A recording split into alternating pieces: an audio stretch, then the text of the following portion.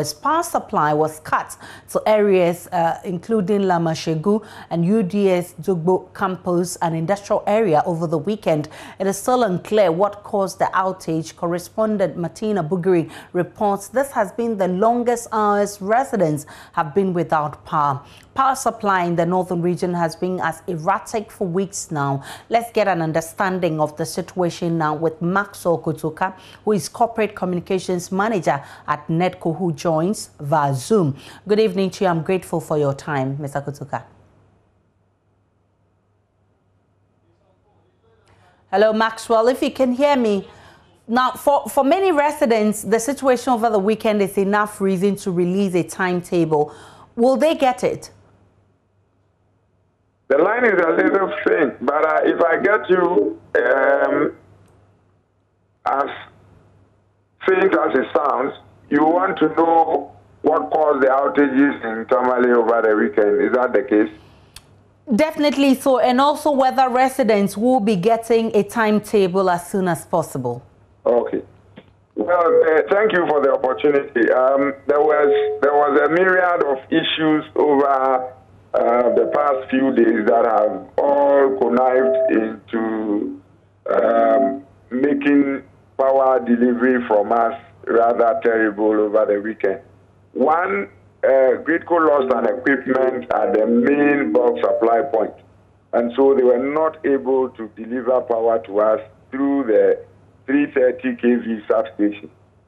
As a result of which we had to revert to an older system which itself was strained, which necessitated our moving to the bigger DSP.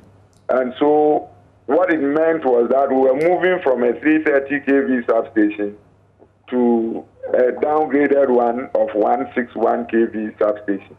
Indeed, we had to move from the 161 kV to the 330 kV, partly because it was getting strained. And over time, the load has grown. So we are coming back to that earlier one that was trained at a lower load with a bigger load.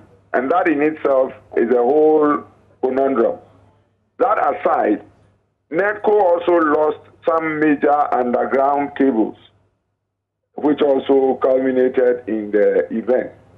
Then, as if these two were not enough, just yesterday there was a heavy storm in town.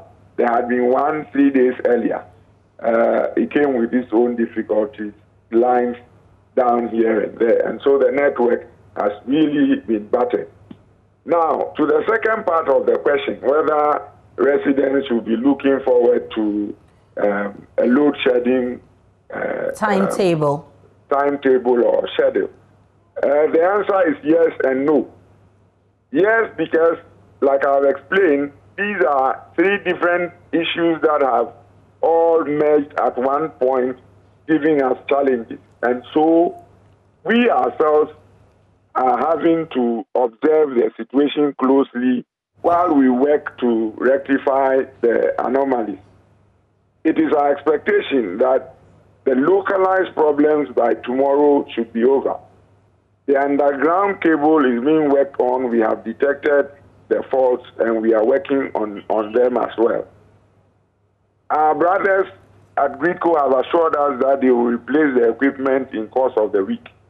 And so if all work well and we are able to get a firm grab over the issues, chances are that we may not necessarily get to that point. However, in the event that we are not able to overcome these in the next few hours, then chances are that, but by then we would also have understood the situation and known how much load we need to take off at what time that will not cause too much convenience, then we can get to a schedule. And so that explains the yes and no answer. I'm grateful for your time. So as it stands now, we do not know when power will be restored and when we're going to get a timetable for the people in the north, correct?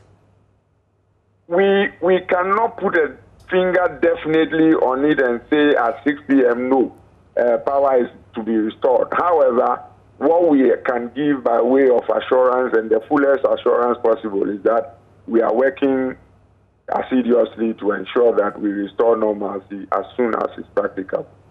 Maxwell Kotoka is Corporate Communications Manager of NEDCO. Martina Bugri joins me from the northern region with an update of the situation. Martina, what's the situation there as we speak right now?